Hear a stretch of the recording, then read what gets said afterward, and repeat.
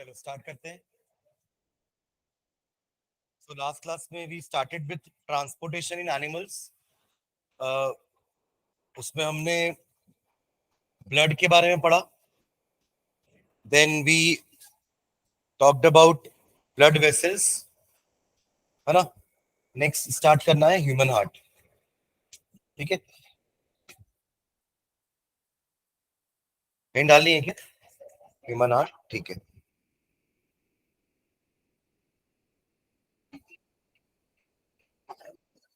ठीक है, तो ब्लड में हमने क्या क्या देखा था कि basically the blood vascular system consist of 3 components. एक था ब्लड, जिसको अपन बस से कंपेयर कर रहे थे ना, बस ड्राइवर और रोड.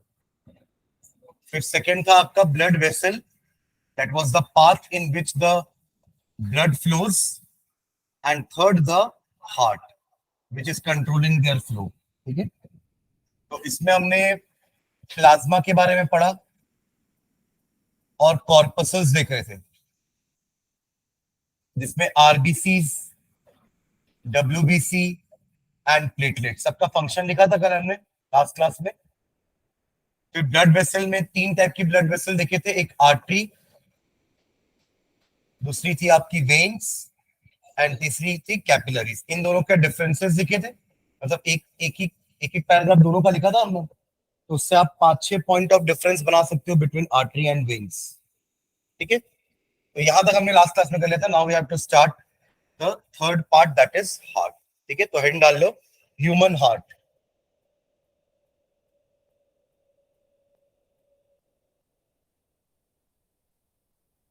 ये मैंने लास्ट में कहा था ना कि आपके मुट्ठी के साइज का होता है इतना, है ना. ठीक है, और मस्कुलर पार्ट है और एक तरह का कॉन्ट्रैक्टाइल ऑर्गन है. कॉन्ट्रैक्टाइल ऑर्गन मतलब जो कॉन्ट्रैक्ट और रिलैक्स होता रहता है, पंपिंग ऑर्गन. ठीक है, लिखना है इसमें ह्यूमन हार्ट हेड डाल के. It is a clenched fist sized, it is a clenched fist sized,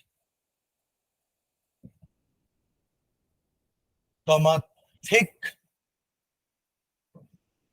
muscular and contractile organ. And contractile organ, contractile organ. ये शेप की बात हो गई, साइज की बात हो गई, है ना. इसकी जो वॉल्स है वो कितनी थिक है, कितनी थिन है. प्लस आपका heart muscular organ, no bones are there. ठीक है, और कॉन्ट्रैक्टाइल क्योंकि मसल्स होते हैं तो उनका कॉन्ट्रैक्शन रिलैक्सेशन फंक्शन होता है. ठीक है, contractile organ that pumps blood, that pumps blood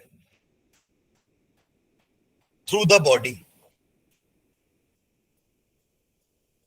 through the body. ठीक है, full stop. It is reddish brown, it is reddish brown and conical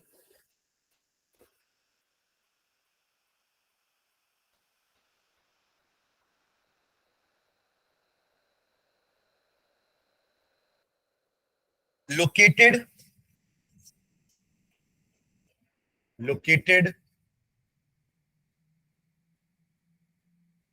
in the thoracic cavity, in the thoracic cavity, chest में ही है ना thoracic cavity, between the lungs, दोनों lungs के बीच में, between the lungs. ठीक है, तो लंग्स के पास में ही है तो उसको ज्यादा दूर भेजना नहीं पड़ेगा ब्लड को प्यूरिफाई करने के लिए, क्योंकि हमारे बॉडी में 2 टाइप का ब्लड फ्लो करेगा, एक ऑक्सीजनेटेड और दूसरा डीऑक्सीजनेटेड. ऑक्सीजनेटेड ब्लड कौन होगा? जो अभी आया होगा लंग्स के पास, ऑक्सीजन लेने के लिए कार्बन डाइऑक्साइड देके चला गया, फिर यही ब्लड सेल्स तक जाएगा, सेल्स को ऑक्सीजन देगा, बदले में उनसे कार्बन डाइऑक्साइड लेगा और बन जाएगा डीऑक्सीजनेटेड। तो ये दोनों टाइप का ब्लड हमारी बॉडी में फ्लो कर रहा है। तभी तो हमने आर्टरीज और वेन्स दो अलग अलग पढ़े ना, कि arteries generally carry oxygenated blood, whereas veins generally carry deoxygenated blood। ठीक है, ओके। तो इसको अब हार्ट को भेजना है ना डीऑक्सीजनेटेड ब्लड को लंग्स के पास ऑक्सीजनेट होने के लिए, तो पास में ही है, यहीं से आ जाएगा। ठीक है, between the lungs, full stop. it is covered by it is covered by it is covered by it is covered externally by, लिख लेना, externally by, it is covered externally by a thin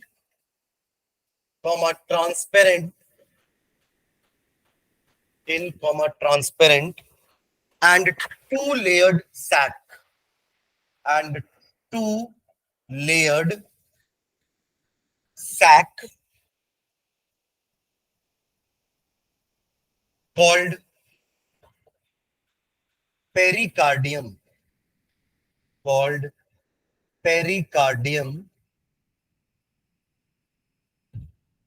which protects the heart,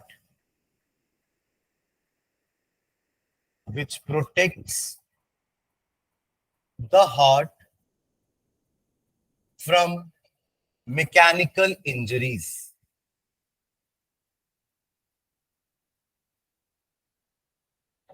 ऐसा same to layered sac हमने lungs में भी देखा था, इसका क्या नाम था?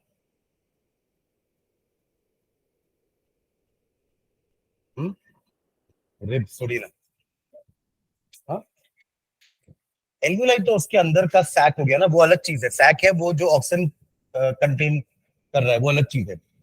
जैसे हार्ट के ऊपर एक कवरिंग है ना, प्लूरा, क्या है ये? प्लूरा, समझ रहे ना?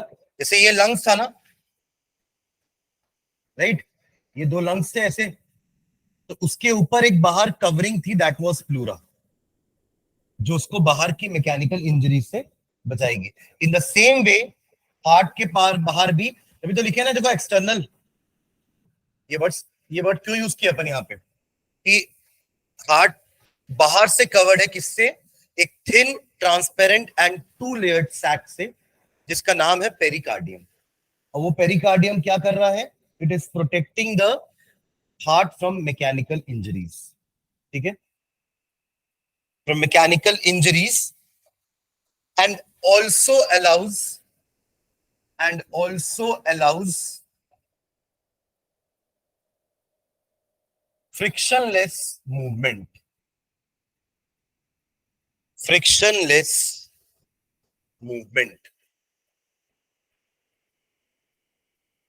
of heart।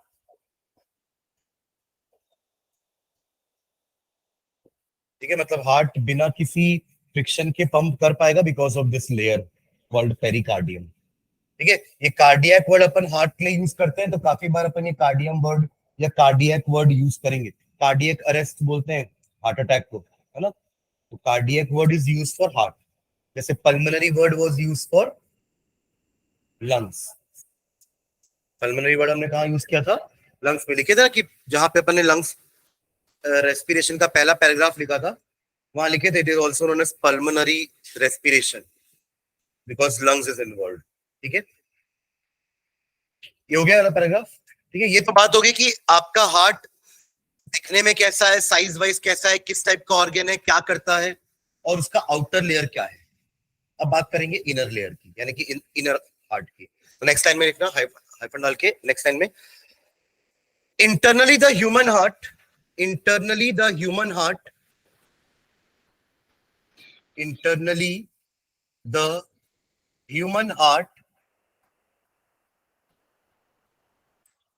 the human heart is four chambered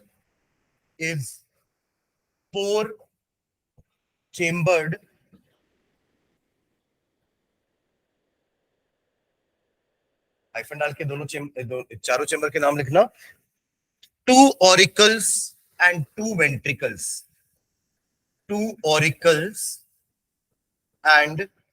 to ventricles, two auricles and two ventricles. ध्यान रखना, ऑरिकल और आर्टरीज में कंफ्यूज नहीं होना, ठीक है। What are arteries? They are blood vessels, जो ब्लड कैरी करती है, जनरली ऑक्सीजनेटेड वाला। And what are auricles? They are the chambers of heart. ये नाम दोनों का ए से स्टार्ट हो रहा है ना, वी कैन गेट कंफ्यूज। एक कॉमन सी मिस्टेक होती है, हम ऑरिकल और आर्टरी में कंफ्यूज हो जाते हैं। समझ रहे हो मैं क्या बोल रहा हूँ? जैसे आप लोग एक्सक्रीटरी सिस्टम में यूरेथ्रा पढ़ते थे, यूरेथ्रा पढ़े तो ना एक बार 8th क्लास में, यूरेथ्रा जहां से यूरिन बाहर जाएगा फिर।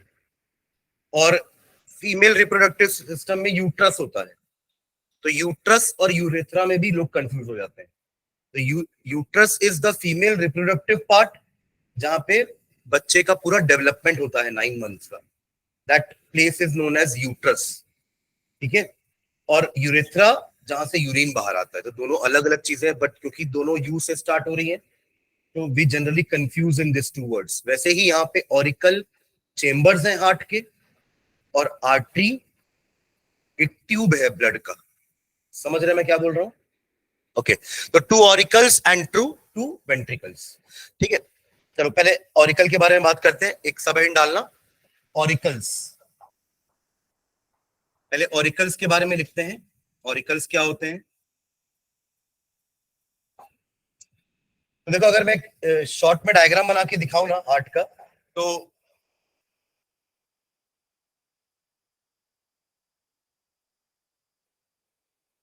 वो विक्स की गोली आती है ना, ऐसी ट्रायंगल वाली, इस टाइप का बना रहा हूँ, ठीक है। वो हार्ट अपन जो ये वाला बना देते हैं वो तो ठीक है, अलग है, बट एक्चुअली में हार्ट ऐसा नहीं होता, ठीक है। वो तो ऐसी बन गया है, ठीक है, बट एक्चुअली में हार्ट ऐसा नहीं होता। समझ रहे हैं ना मैं क्या बोल रहा हूँ?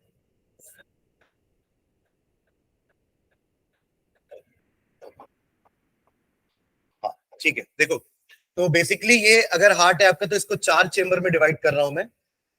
ये 2 हुआ, और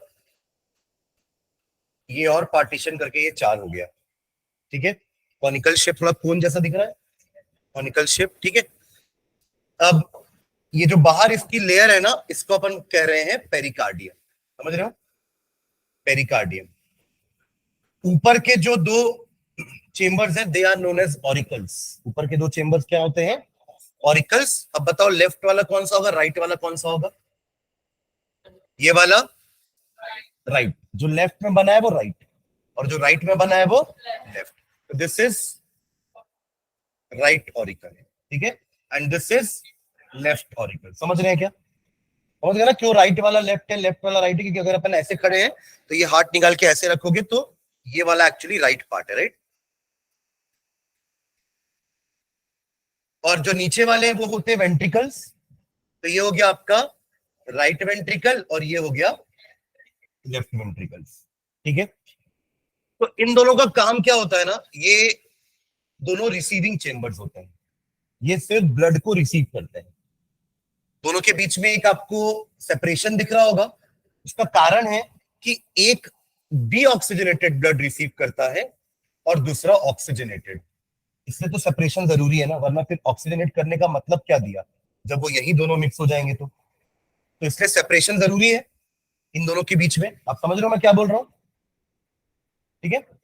तो जितना भी आपके बॉडी से डीऑक्सीजनेटेड ब्लड आने वाला है, वो कहां आता है? सीधा राइट ऑरिकल में। ये ऊपर नीचे से क्यों बना? क्योंकि हार्ट तो यहाँ पे है ना, तो बॉडी का अपर पार्ट भी है, और हार्ट के नीचे बॉडी का लोअर पार्ट है। तो वहां पे कुछ वेन्स होती हैं, ये वेन्स अपर बॉडी पार्ट से, और ये वेन्स लोअर बॉडी पार्ट से डीऑक्सीजनेटेड ब्लड लाके इस चेंबर में डाल देती है। तब इसको अपन रिसीविंग चेंबर्स बोल रहे हैं। देखिए, इनका काम बस रिसीव करके नीचे देना है, और कुछ नहीं। समझ रहे हैं मैं क्या बोल रहा हूं? तो डीऑक्सीजनेटेड ब्लड यहां आया, फिर यहाँ पे ओपनिंग होगी, वो चला जाएगा सीधा कहां? राइट वेंट्रिकल पे। क्या था? ठीक है, ब्लड यहां तक आ चुका है, राइट वेंट्रिकल तक। अब राइट वेंट्रिकल क्या करेगा? ये पंप करके, क्योंकि अब इसको भेजना है ना, तो ऊपर भेजना है। ऊपर से नीचे तो अपने आप आ जाएगा ब्लड, बट अगर उसको नीचे से ऊपर भेजना है तो इट हैज टू पंप। तो अब ये क्या करेगा? यहाँ पे एक आपकी आर्टरी, आर्टरी रहेगी, उसमें ये ब्लड को पंप करेगा ताकि ब्लड इस आर्टरी में चला जाए। अब ये ब्लड कहां जाने वाला है, क्योंकि ये डीऑक्सीजनेटेड है ना, तो ये कहां जाएगा, लंग्स के पास।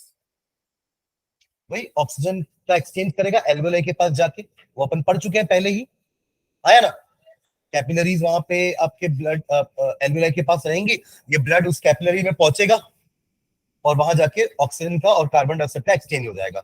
इस तरीके से ये क्या बन जाएगा, ऑक्सीजनेटेड। क्या बन जाएगा, ऑक्सीजनेटेड। अब वापस भी आएगा ना इसी के पास। कोई भी आर्टरी या वेन हार्ट को बाईपास नहीं करती।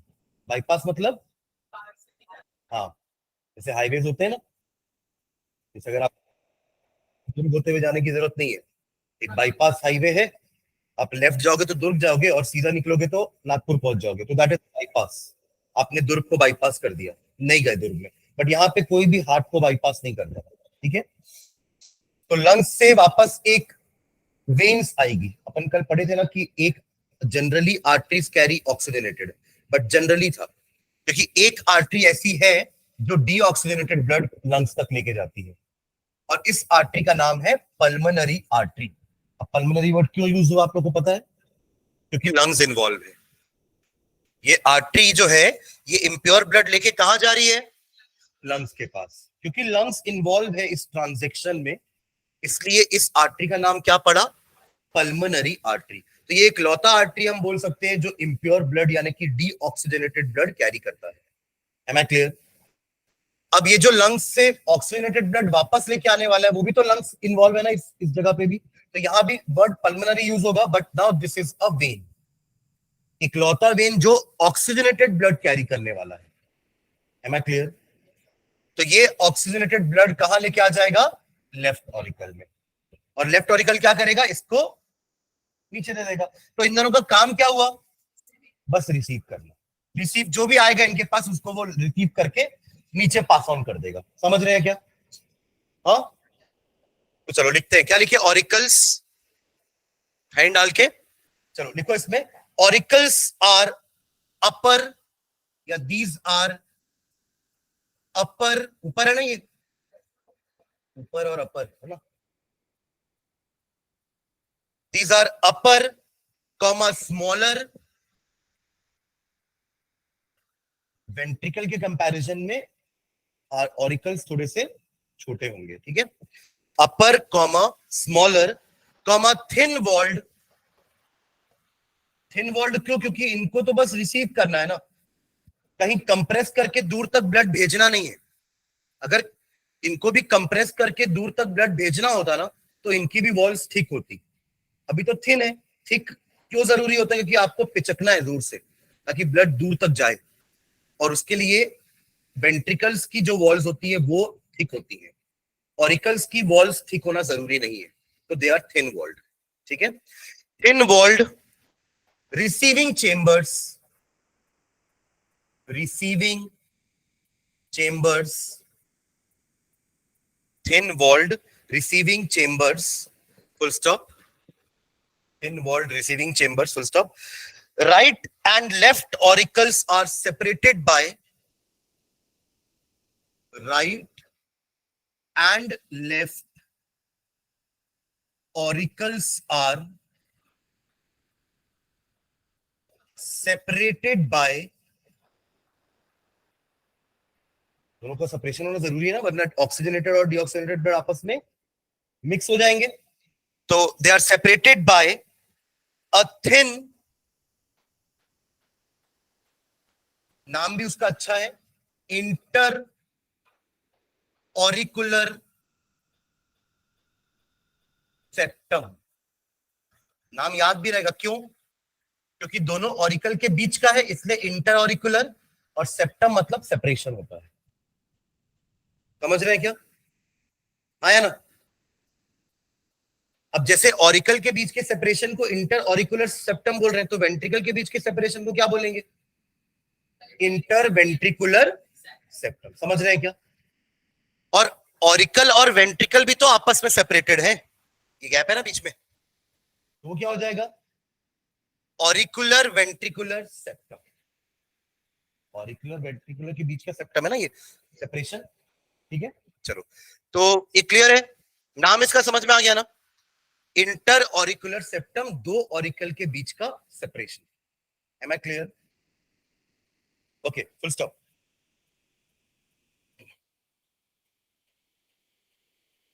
हाँ हाँ,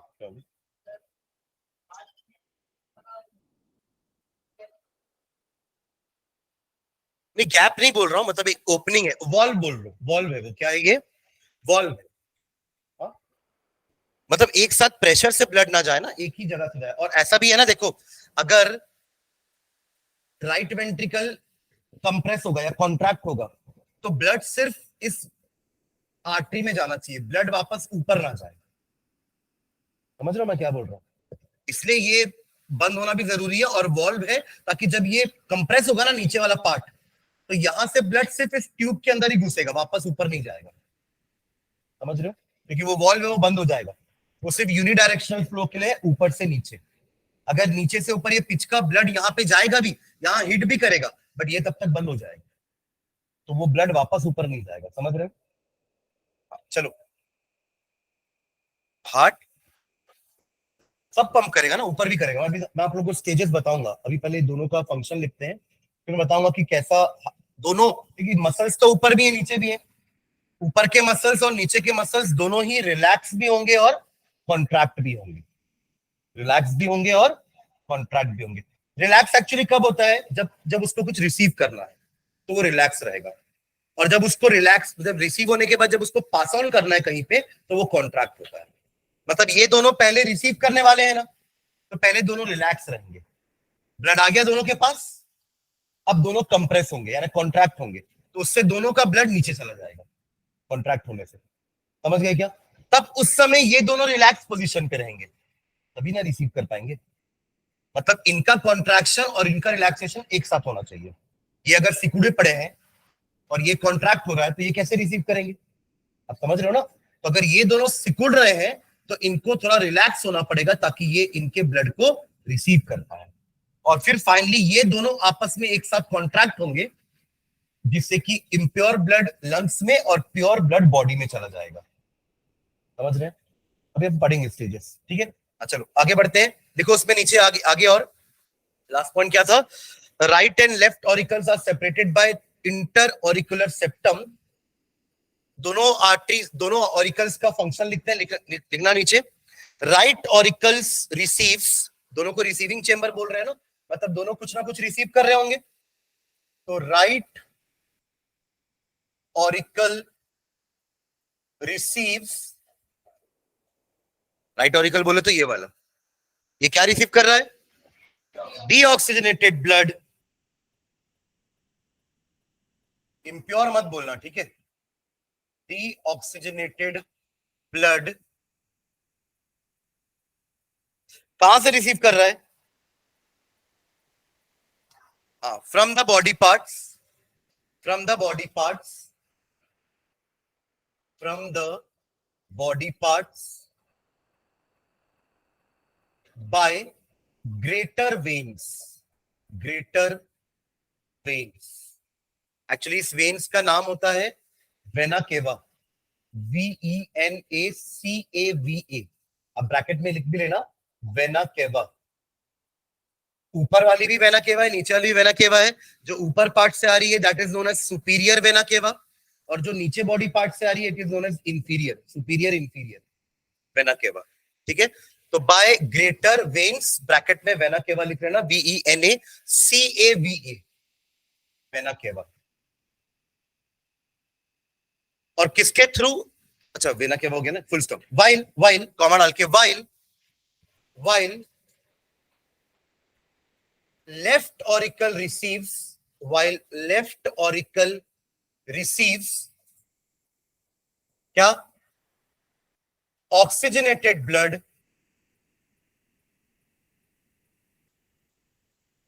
कहां से? from lungs। और किसके थ्रू आ रहा है? Pulmonary veins. अभी आर्टरी वाला काम बचा है, जब अपन वेंट्रिकल पढ़ेंगे ना, तो अपन आर्टरी का नाम लिख लेंगे, पल्मोनरी आर्टरी जो है वो ब्लड लेके जाता है लंग्स के पास, ठीक है। पर अभी अपन दोनों ऑरिकल लिख रहे हैं ना, तो ये ऑरिकल डीऑक्सीजनेटेड ब्लड रिसीव किया ग्रेटर वेन से, और left auricle oxygenated blood receive किया लंग्स से थ्रू पल्मोनरी वेन, ठीक है। तो क्या लिखे, फ्रॉम लंग्स थ्रू या by pulmonary veins, by pulmonary veins, by pulmonary veins, ठीक है, पल्मोनरी वेन्स। क्लियर है यहां तक?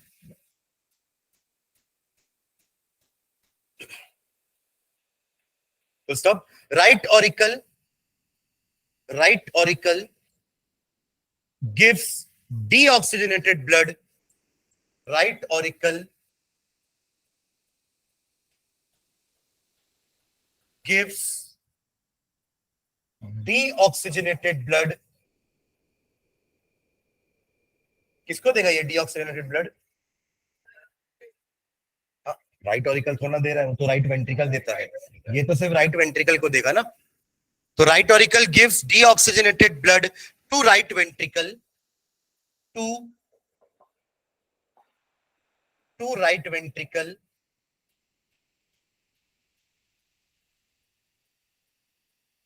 while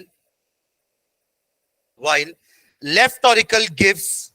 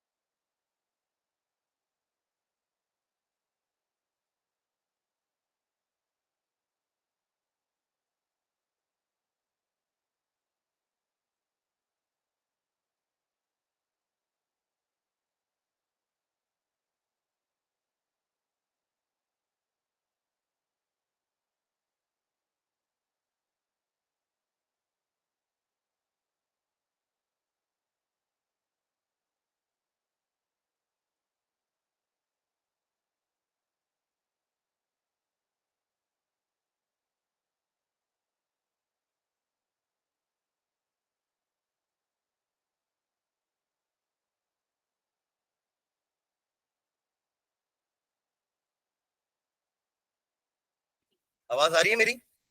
हेलो,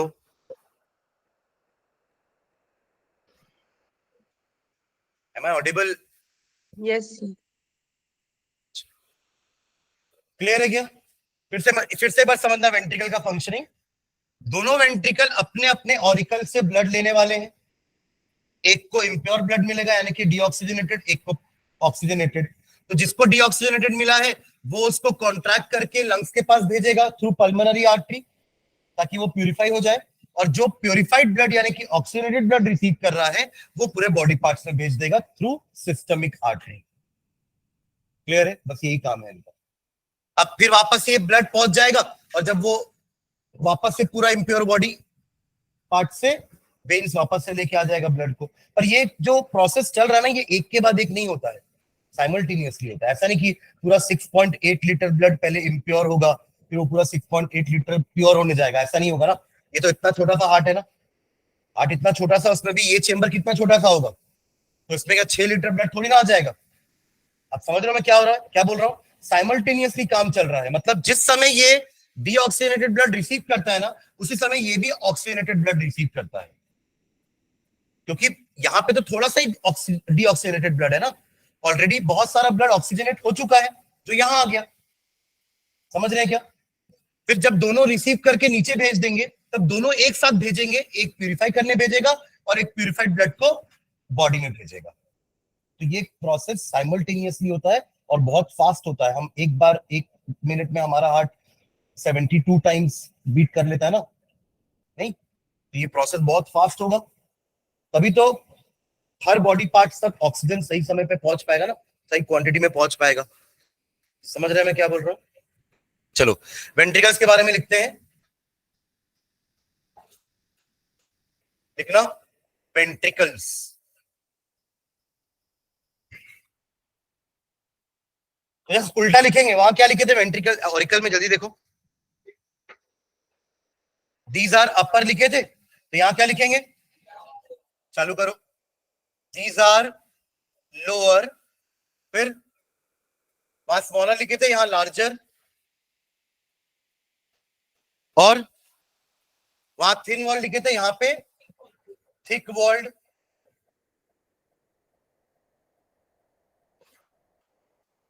वहां पे रिसीविंग लिखे थे, यहां पे डिस्ट्रीब्यूटिंग लिखना। Thick walled distributing chambers.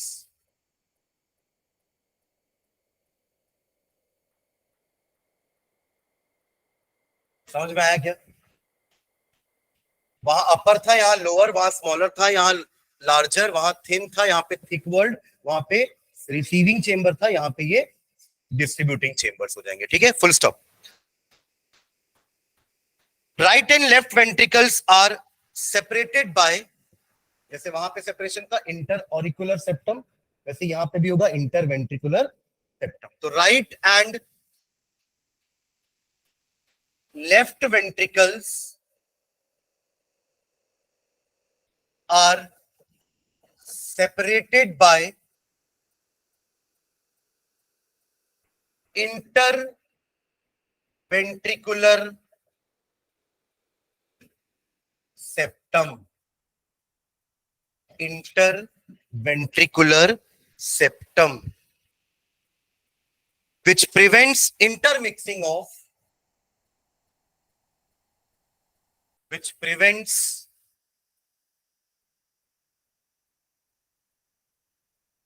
intermixing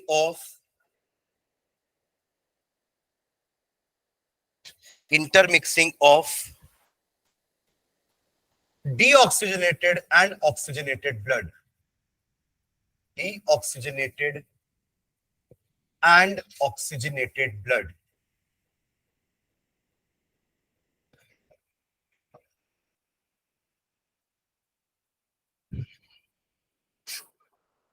Full stop. Pulmonary aorta, pulmonary aorta, aorta के ब्रैकेट में लिख भी दे रहा हूं मैं artery. Pulmonary aorta arises from the, कहां से अराइज हो रही है पल्मोनरी आर्टरी? हाँ, पल्मोनरी आर्टरी कहां से अराइज हो रही है? राइट वेंट्रिकल से, ठीक है। तो pulmonary artery arises from the right ventricle, from the right ventricle, क्या कैरी कर रही है, एंड कैरीज डीऑक्सीजनेटेड ब्लड, और कहां जा रही है,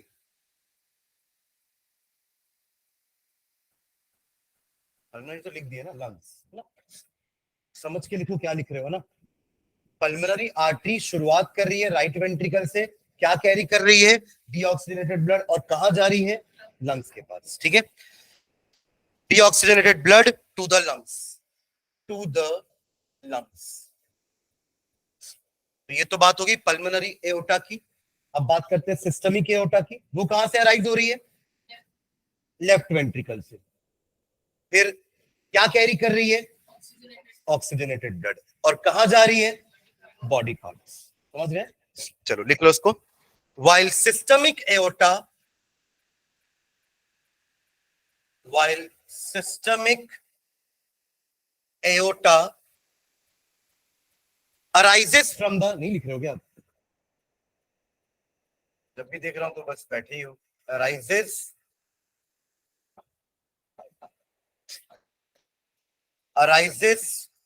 from the left ventricle,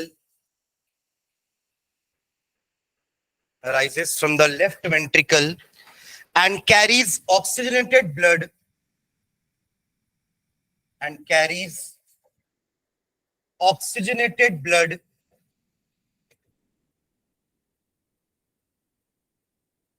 and carries oxygenated blood to other body parts, to other body parts, यानी कि हार्ट को छोड़ करके।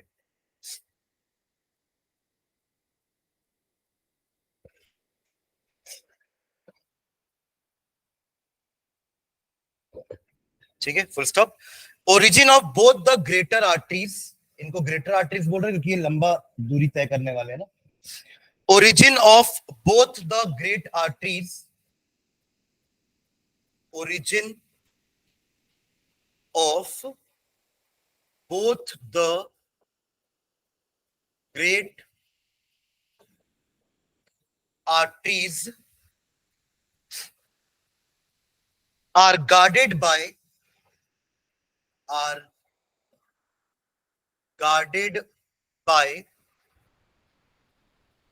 semilunar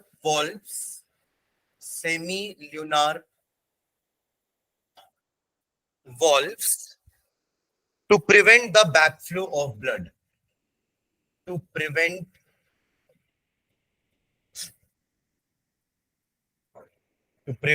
the backflow of blood। मतलब क्योंकि इनको दोनों को अगेंस्ट ग्रेविटी जाना है ना, भले पंप कर रहा है हार्ट, बट तब भी एक वॉल्व है ताकि ब्लड पीछे ना आ जाए, दोनों आर्टरी से वापस से वेंट्रिकल्स में ना आ जाए। यानी कि ये निकल रहा है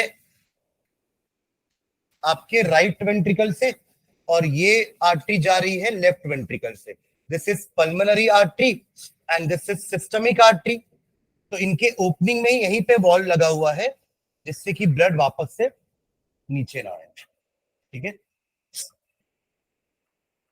चलिए हो गया, लिख लिया सब, है ना। तो ये पूरे हार्ट का अंदर के बारे में हो गया कि दोनों ऑरिकल्स क्या करते हैं, दोनों वेंट्रिकल्स क्या करते हैं।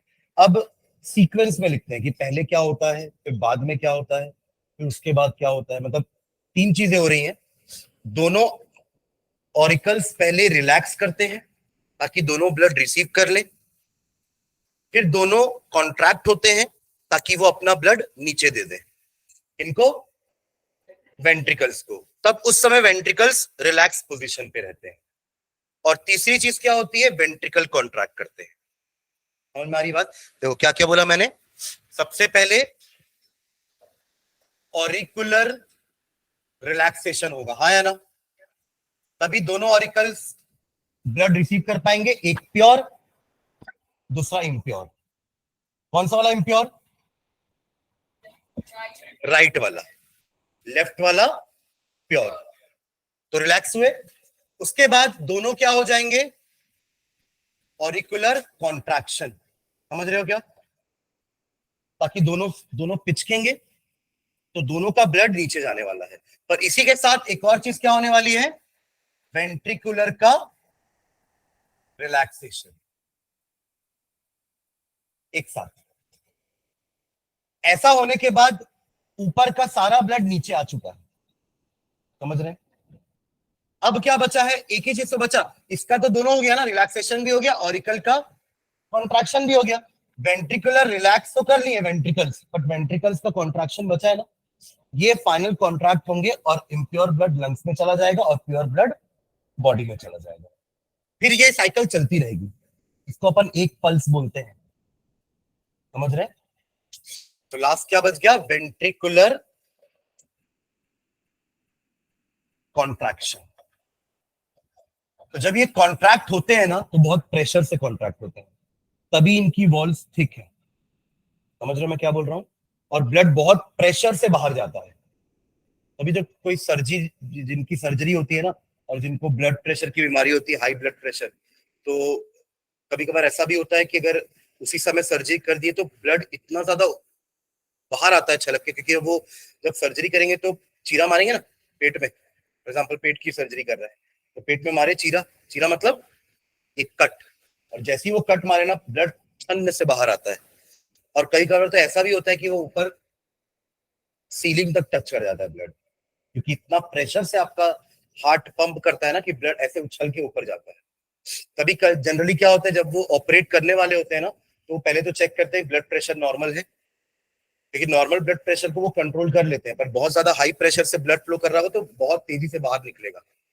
समझ रहे, पिचकारी जैसे। समझ रहे? तो इसलिए वो पहले ब्लड प्रेशर को कम करने की कोशिश करते हैं ऑपरेट करने से पहले। तो ब्लड प्रेशर ज्यादा क्यों होता है, क्योंकि ब्लड बहुत ज्यादा कंसंट्रेटेड हो जाता है, गाढ़ा हो जाता है, जिससे ब्लड का प्रेशर बहुत तेजी से वॉल्स के ऊपर पड़ता है, आर्टरीज पे, वेन्स पे, कैपिलरीज पे। तो उसको क्या करते हैं, थोड़ा सा डाइल्यूट करते हैं।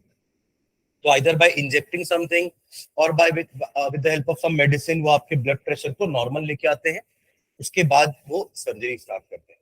जनरली जो सिजेरियन होते हैं, जो बच्चे जब पैदा होते हैं तो सिजेरियन होते हैं ना, कुछ नॉर्मल पैदा होते हैं, कुछ सिजेरियन होते हैं, तो उनके लिए वो पहले मदर के ब्लड प्रेशर को कंट्रोल में लेके आते हैं, उसके बाद ही वो ऑपरेट करते हैं उनको, वरना बहुत ज्यादा ब्लड लॉस हो जाएगा। समझ रहे हैं मैं क्या बोल रहा हूँ? ठीक है, तो ये साइकिल चलती रहती है। अब अभी तो अपन कॉन्ट्रैक्शन रिलैक्सेशन पढ़ रहे हैं अभी तक, बट मेडिकल टर्म्स में ना इसको हम डायस्टोल एंड सिस्टोल बोलते हैं। क्या बोलते हैं? Diastole and systole. अभी तक अपन रिलैक्सेशन और कॉन्ट्रैक्शन बोल रहे थे, बट अब कॉन्ट्रैक्शन रिलैक्सेशन ना बोल के हम क्या बोलेंगे, डायस्टोल एंड सिस्टोल। तो डायस्टोल का मतलब एक्चुअली रिलैक्सेशन ही होता है। क्या होता है? रिलैक्सेशन। यानी सबसे पहले क्या होगा, ऑरिकुलर डायस्टोल।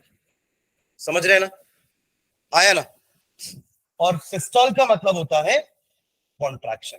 मतलब वही है, बस शब्द बदल गए हैं। समझ रहे हो क्या? महंगे वाले, ये वाले महंगे वाले शब्द जो याद नहीं रहेंगे हमें, जो भूल सकते हैं हम। और ये सस्ते वाले हैं जो एक्चुअली वो क्या बताता है कि वो क्या परफॉर्म कर रहा है।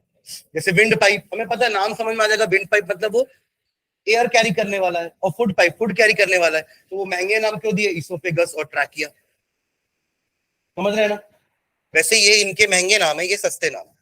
सस्ते नामों से हमको उसका फंक्शन समझ में आता है कि क्या होने वाला है। समझ रहे हैं क्या? बट मेडिकल फील्ड में टर्म्स ये महंगे वाले ही यूज होते हैं।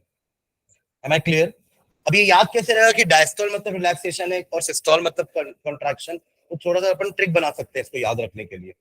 अपन डॉक्टर को कैसे लिखते हैं शॉर्ट में, बस ये याद रखना। तो डायस्टोल मतलब रिलैक्सेशन। समझिए क्या? बाकी आप लोग अपना ट्रिक बनाओ, मुझे कोई दिक्कत नहीं है। बट ये कहीं लिखा नहीं है ना कि डीआर मतलब डॉक्टर मतलब ऐसा, ये मैं ऐसे याद रखता हूँ। ठीक है, कि डी मतलब डायस्टोल और आर मतलब रिलैक्सेशन। तो डॉक्टर, अब ये याद रहेगा तो फिर तो दूसरा तो पता ही रहेगा ना?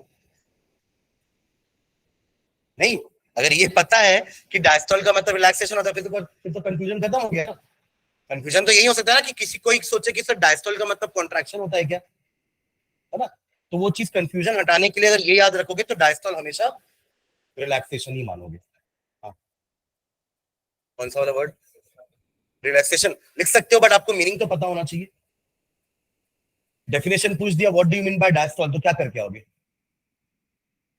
तब कुछ तो लिखोगे ना उसमें डायस्टॉल में। आपको समझ में आना चाहिए मीनिंग, और आपने अगर यहाँ पे ऑरिकुलर रिलैक्सेशन भी लिख दिया तो गलत नहीं माना जाएगा वो। पर अगर क्वेश्चन ही एक नंबर का पूछ लिया कि व्हाट इज डायस्टॉल, तो क्या बोलोगे? तो पता होना चाहिए ना। और जब पता है तो लिखो महंगा वाला, ठीक है। बस स्पेलिंग स्पेलिंग थोड़ा सा सही देख के लिखना, क्योंकि स्पेलिंग आर वेरी इंपॉर्टेंट जब आप थ्योरी कुछ लिख रहे हो तो, ठीक है। उसे समझ में आता है सामने वाले चेकर को किसको आता है कि नहीं आता है, ठीक। चलो तो नेक्स्ट हैंड डालना, हैंड डालो next. Stages of heartbeat, stages of heartbeat, stages of heartbeat,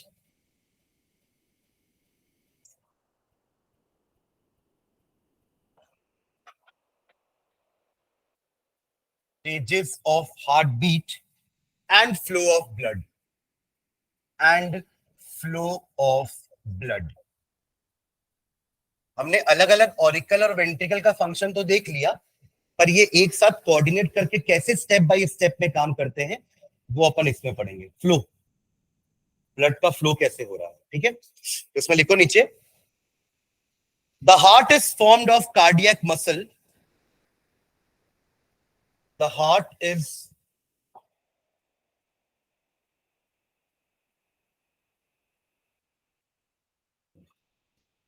formed of cardiac muscle. ये तो पढ़ते थे ना अपन 9th क्लास में। मस्कुलर टिश्यू तीन टाइप के हैं, स्ट्रेटेड, अनस्ट्रेटेड और cardiac. Formed of cardiac muscles. बाकी मसल्स भी कॉन्ट्रैक्ट रिलैक्स करते हैं, बट कार्डियक मसल ना रिदमिक कॉन्ट्रैक्शन रिलैक्सेशन करता है, एक रिदम में करता है। तो लब डब लब डब लब, एक रिदम रहेगा, ठीक है। हाँ, तो क्या लिखे? Formed of cardiac muscle which have the property of, which have the property of, which have the property of। ये किस टाइप के मसल्स होते थे? वॉलंटरी की इनवॉलंटरी? इनवॉलंटरी। वॉलंटरी थोड़ा ना आपके मर्जी से थोड़ा ना काम कर रहा है, वो अपने आप काम कर रहा है, इनवॉलंटरी है ना। तो cardiac muscle which have the property of, which have the property of excitability, comma ऑटोरिदमिक,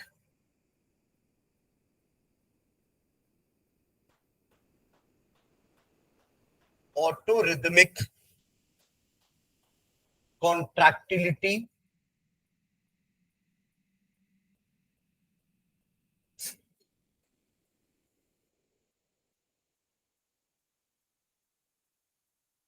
that is they undergo rhythmic contraction, that is they undergo, that is they undergo rhythmic contraction।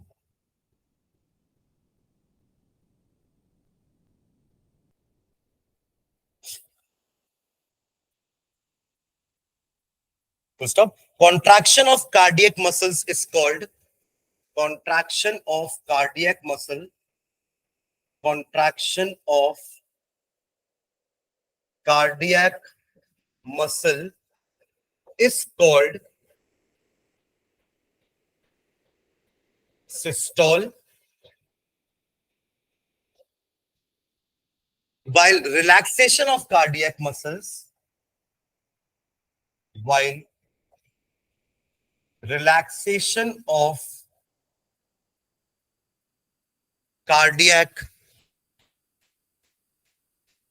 muscles is called diastole।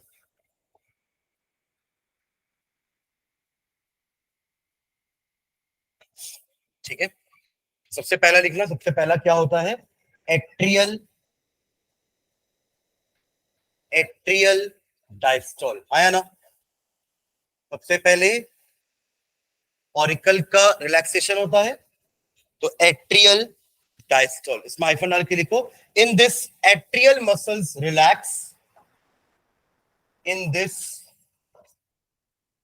Atrial muscles relax, so atria increases in size, तो atria increases in size ताकि वो blood receive कर सके, ठीक है? Receive करते समय वो रिलैक्स रहते हैं, तो atria increases in size and receive the blood from the veins.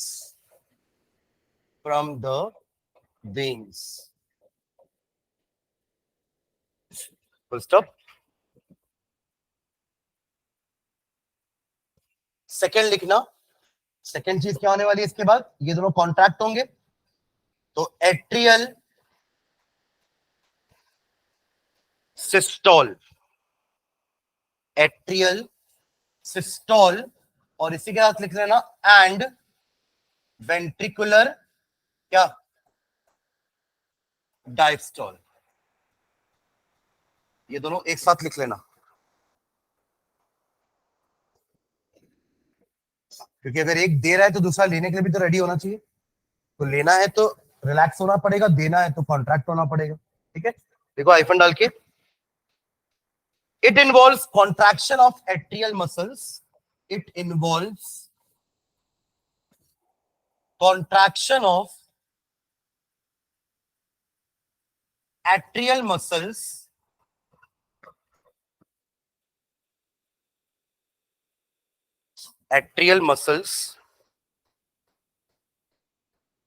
due to which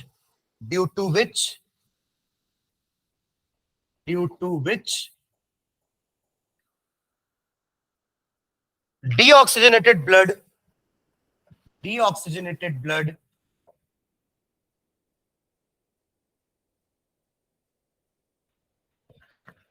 is pumped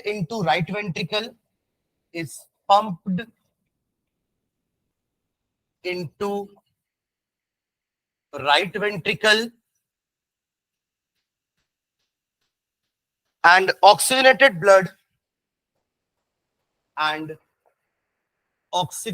blood is pumped into left ventricle.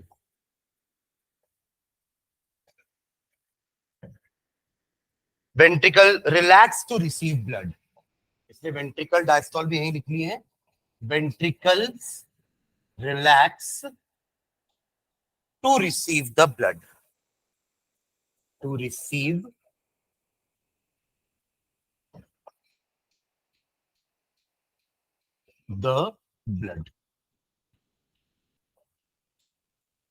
ठीक है? और लास्ट थर्ड क्या हो जाएगा? क्या बच गया है? वेंट्रिकल का सिस्टोल, तो सी लिख लेना, वेंट्रिकुलर सिस्टोल। हाँ, नहीं लिखे हो? अरे मैं भी तो उतना ही लिख रहा हूँ कि जितना आप लोग लिख रहे हो, और मैं तो खड़े होके लिख रहा हूँ, और ऐसे ऐसे वाले पेन से लिख रहा हूँ, और झुक के ऐसे ऐसे कर करके लिख रहा हूँ। चलो नेक्स्ट टाइम डाल दो वेंट्रिकुलर सिस्टोल, इसको अपन नेक्स्ट क्लास में लिखते हैं, ठीक है? समझा तो दिया हूं मैंने क्या होता है तीनों, ठीक है? क्लियर है पूरा फ्लो?